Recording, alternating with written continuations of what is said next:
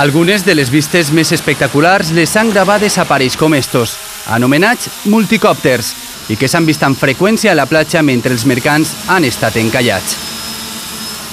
David, càmera i fotògraf professional, ha estat en diverses ocasions a la platja gravant l'escena amb el seu aparell teledirigit.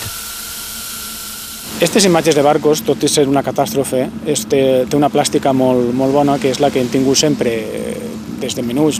Tots hem anat al port a fer fotografia, a fer tot tipus d'imatge, a gravar vídeo.